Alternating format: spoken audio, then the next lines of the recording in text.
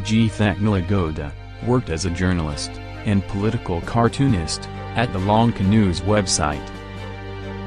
He was on his way home on 24th of January 2010, when he disappeared. He called his driving companion that he will travel using a different route and transportation. Since then, his whereabouts remain unknown. No, they don't really think about it. The best example is me. Because on Prajeeth's case, they don't take responsibility for it. They insult the people who work on things like enforced disappearances. The government is not taking responsibility for it. Think about the northern people, they don't have the freedom of speech, so the military are taking their places. The government take this as a weapon, and they control the people.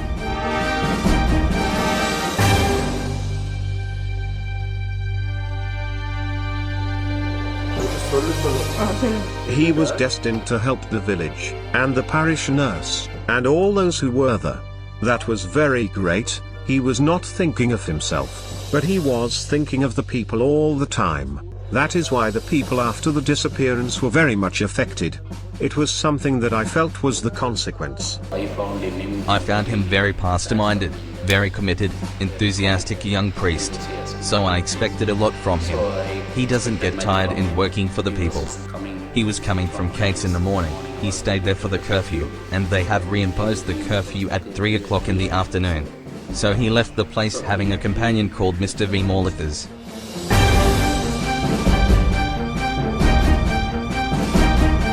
Father Jim Brown called him to go for Mass in Eli Pity. He left the house at 11:45. I waited until 9 in the evening. He did not return. I did not have time to search for him before that, because my son was sick. It was 9 o'clock, and I went to the parish to see Father James and inquire about my husband. But I wasn't able to meet him.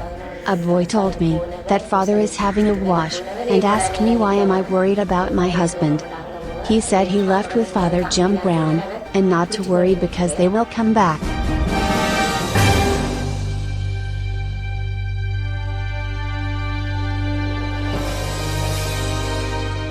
From that time, when he surrendered in May 17, 2009, I don't know where he is, and what happened to him.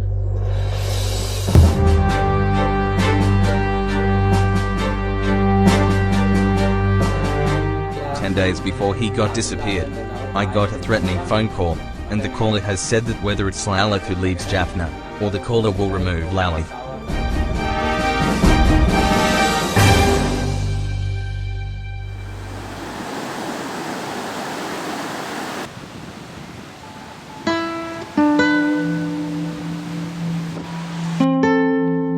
Victims of disappearances in Sri Lanka can be traced from the uprisings in 1971 and 1989, with the crackdown against the Janata Vimukthi Paramnuna, otherwise known as the People's Liberation Front or JVP. An estimate of 23,000 cases were reported to the Presidential Commission in 1989. The war between the government and the Liberation Tamil Tigers of Elam aggravated the human rights and peace situation in the country. The most brutal part of the war was in the north, 2007 to 2009. The worst was in 2009, January to May. There were a huge amount of civilian casualties. There are many people who were killed. There are many people who were injured. There are many people who simply went missing and disappeared. Large number of people were arrested or taken away, and quite a number of them have gone missing subsequently. People who went missing, some of them they just went missing and disappeared in the stampede when there was heavy shelling, heavy bombing, and heavy fighting. People just fled, and in that process, some people lost contact with family members, so they were separated. And after that, they could not trace their family members. And this was compounded by the fact that after the end of the war, all the survivors were detained by the government for around 6 months.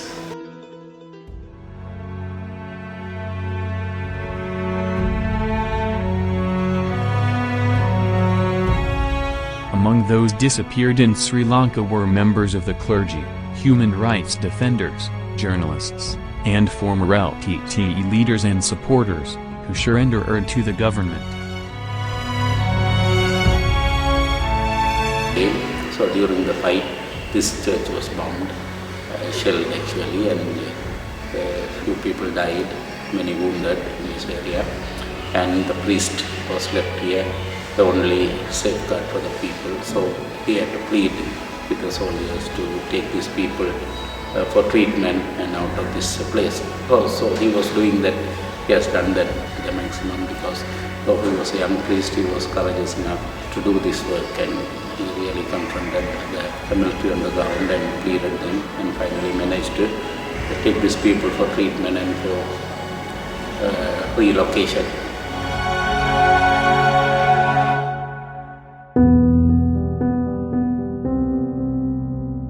Father Jim Brown disappeared with his assistant, Mr. V. Malathas, on 20th of August 2006, after entering the Alapiti Army checkpoint.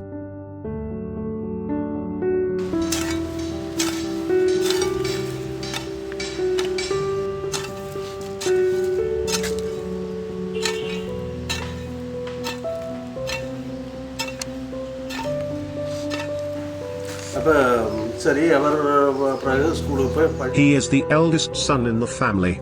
He was a brilliant boy. I have a piece of land, but I can't do everything. I would tell him what to do, and he would do everything perfectly. I didn't have to worry on water, and about my work, or about the looking after the house, or looking after the family. He is a very responsible person. So he is lost, not only for me, for my relatives, and for my brothers and sisters, for everybody.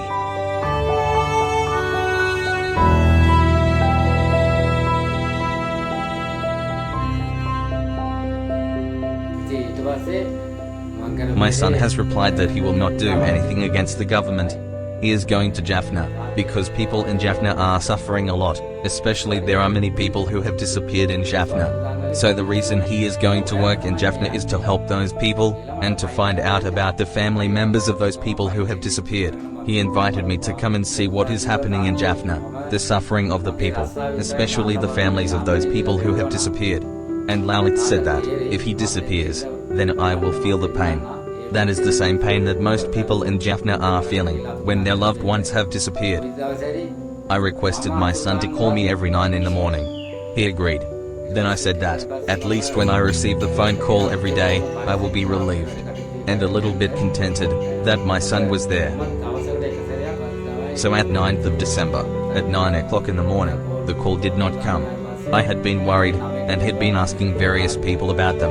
And it was only in the late night that one person told me that Lalit together with another person, Kugon, disappeared.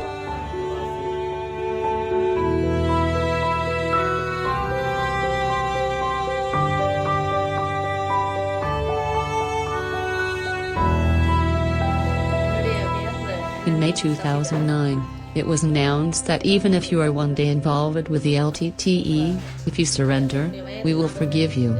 With the help of Father Francis Joseph, I took my husband to surrender. I handed him over to the army. After they took him, I went to the army. I was chased away, and they told me to go with the people on the other side.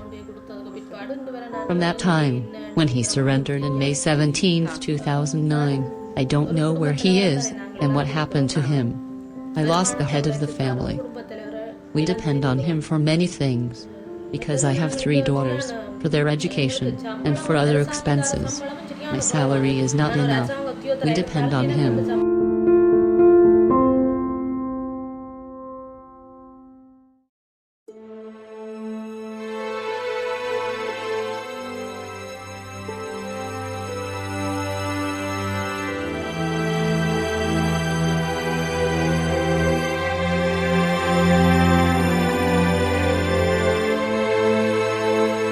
To respond to the alarming rise of disappearances, several civil society members led the formation of organizations of families of the disappeared since the 80s.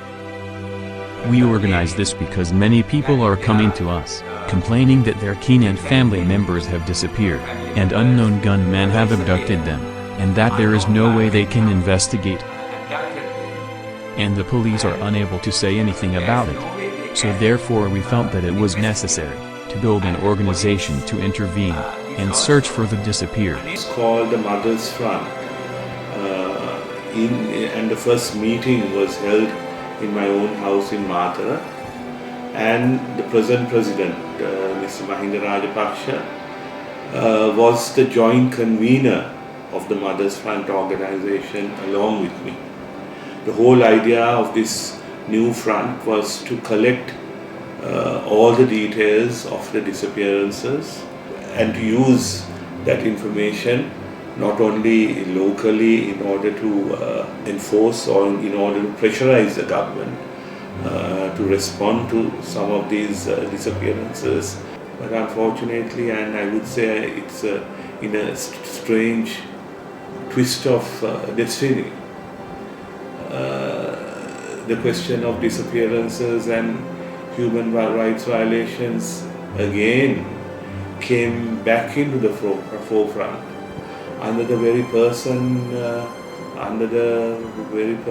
who initiated the campaign against such violations 20 years ago.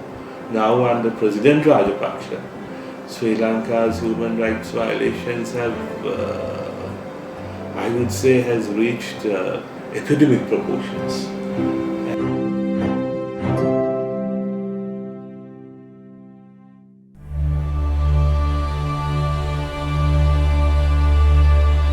In 1999, the monument of the disappeared at the Sijawa, Radolugaman Junction, in Gampaha district, was built to honor and remember the people who have fallen prey to enforced disappearances. Families and leaders have paid respects to the victims in the site, offering flowers and prayers to the victims each year. The families of the disappeared, or AFAD, was at the forefront of the annual commemoration. The monument became a critical issue in the last years, as members of the local church community filed complaints and requests to demolish the monument. In the northern areas, meanwhile, there is no space to build such monuments and hold memorials. Such structures were destroyed, cemeteries of Tamil militants, among others. On the 5th of March of 2013, 600 people from the war-torn North Sri Lanka were prevented from joining a protest of families of the disappeared, in Colombo. The visit of United Nations Commissioner for Human Rights, Navi Pillay, spurred various degrees of hope for renewed calls for justice from victims' families. The commissioner stated how critical voices are being silenced, and how the country seems to be heading toward a more authoritarian rule. This type of surveillance and harassment appears to be getting worse in Sri Lanka, which is a country where critical voices are quite often attacked, or even permanently silenced. The visit met strong criticisms, even amongst government officials. Her mission was branded as strongly influenced by LTTE sentiments, to which Commissioner Pillay firmly denied.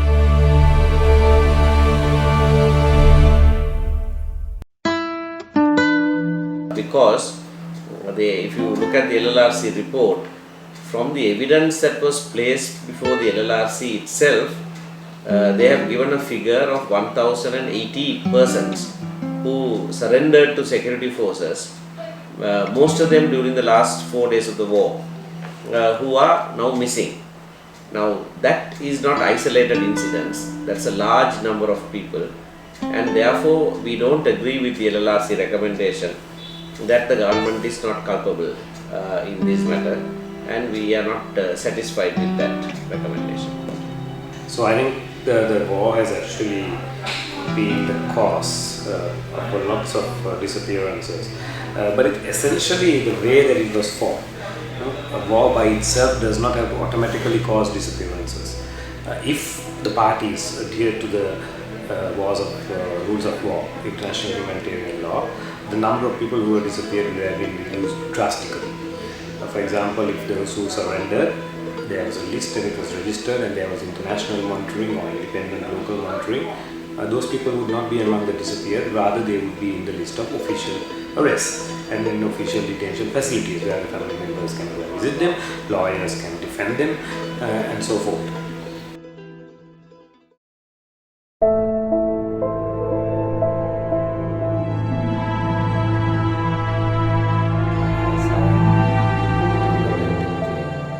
It has been difficult, because Lalit has been helping us financially. When we are sick, he helps us find some medicine. He helps pay for our food, and even electricity bills. I have a big burden on my head. I have the responsibility to search for my lost husband, to educate my children, and to protect myself. Before the war, they were very intelligent, and they were doing good in all the activities. But after this incident, they were very down. Their studies had been greatly affected. They were always asking for their father. If he had been alive, he would have been also one with the others to speak against the disappearances, and what the government is doing to the people. He would have also been one of those who would have stayed with the people in Vani, until the last minute. Today, much more disappearances are taking place. Today the media is much more censored and much more muffled than before. Government must take its obligation seriously, that they must have a political will to address the issue of disappearances, to find out the truth of what has happened, and that they must also have a willingness to invest in mechanisms and institutions and laws that will result in the issue of disappearances being addressed properly. The second important thing is, I think, that there should be a public outrage. There should be sufficient public opinion against the act of disappearance. And the fact that we had this phenomenon from the late 80s in large numbers, over through the 90s and up to now, right now, there should be enough to create large amount of public consciousness against it. So I think those are the two things that will make actually a difference. And of course the third thing is there should be sufficient international support. And I think when I say international support, it should be particularly from also countries that have dealt with this issue of disappearances. I think that even if he lived outside the family, without me and his sisters, Lalit was the kind of son that his country needed. And he had done a lot of good work, and great work in Jaffna. He is a good father to the children. He has also given me freedom, as a wife, and a woman. When I think of him, I just cannot bear it. It's impossible, I cannot bear the pain. Other times, when I am working, I forget about it. The only thing is I had given him to God, and during his priesthood that he disappeared.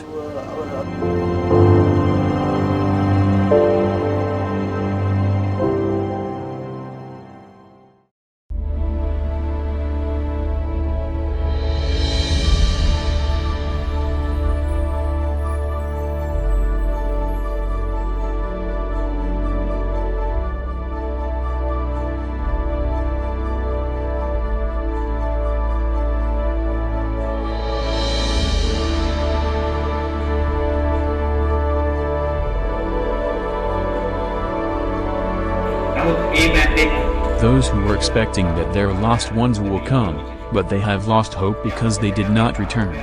Not to lose hope, even in the future for the others, we will continue to do something. Keep the hope, and continue to help us with the work. Be with us. Every weekend, he brings me to my granny's house. And Monday morning, he would come and take me. He takes me to school on a bike, and then brings me home. He tells me stories. I was 10 years old at that time. So if you are still keeping my father, please release him.